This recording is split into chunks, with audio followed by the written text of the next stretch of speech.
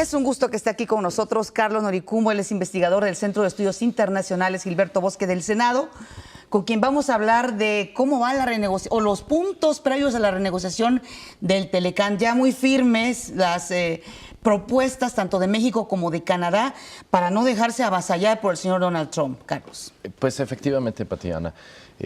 Han presentado ya la oficina del representante comercial de Estados Unidos el pasado 17 de julio, presentó un documento como resumen con 22 objetivos que buscará la administración del presidente Donald Trump durante la renegociación del Telecán con México y con Canadá. En estos objetivos los presenta el Congreso como parte, es un procedimiento legal que le solicita el Congreso para iniciar el proceso de negociación que dará inicio el próximo 16 de agosto, cuando concluyen los 90 días que por ley el presidente Donald Trump tenía que dar aviso al Congreso y realizar diversas audiencias públicas para buscar con los diferentes sectores involucrados en el Telecán. Termina el 16 de agosto, ese día iniciarán la primera ronda de negociaciones y bueno, estos 22 objetivos son diferentes áreas que el presidente buscará en la renegociación.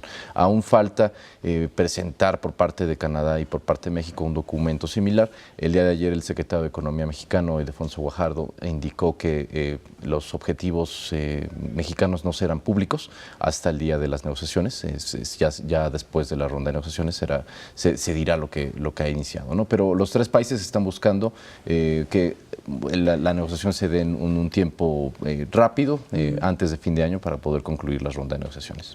Carlos, según tu perspectiva, ¿están en la posición México y Canadá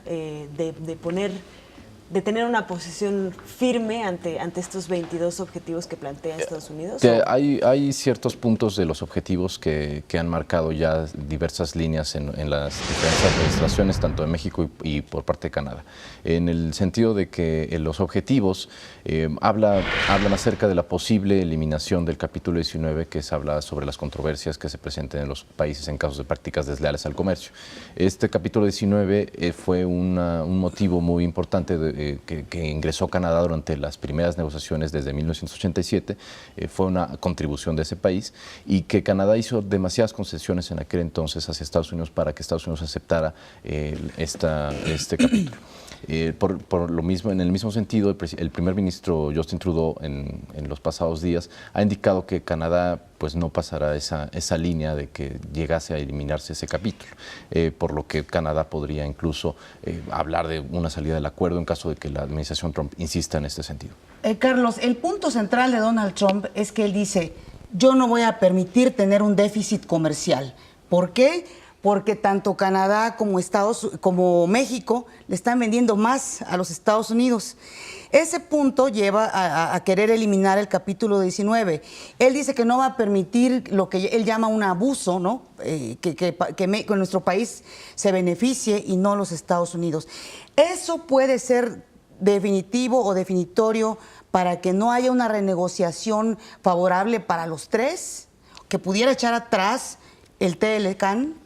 El punto es conciliar a los tres países en los términos que busquen los objetivos de los tres países. Canadá y México aún se encuentran terminando las consultas o buscando los objetivos totales con los que van a llegar a la negociación el 16 de agosto. Es difícil hablar de una posible salida de alguno de los tres países. El presidente Trump ha sido muy insistente en decir que el TLC es un acuerdo, el peor acuerdo de todos. Él incluso lo ha dicho de esa forma. Y en pasados días en un acto político en el estado de Ohio indicó que él tenía que darle una oportunidad al Tratado de Libre Comercio como presidente y que si la negociación no era de acuerdo a lo que él deseaba, pues saldrían del acuerdo. Entonces, quien ha llegado a la negociación en ese sentido, pues ha sido más el presidente Trump, por lo que pone en una situación difícil a Canadá y a México en la mesa de negociación. Cuando pones a alguien a negociar con alguien que te dice, pues es difícil, si no aceptas lo que digo, me voy a salir del acuerdo. Pone en una situación difícil a los dos países. Sin embargo, pues México concluirá en los próximos días las consultas públicas a las cuales llamó la Secretaría de Economía. Entonces ya sabremos más lo que podemos buscar a partir de eso. Yo te haría una pregunta muy específica. Hay varios estados de la Unión Americana que su comercio, su estabilidad económica depende completamente de este Tratado de Libre Comercio, Texas, por mencionar alguno.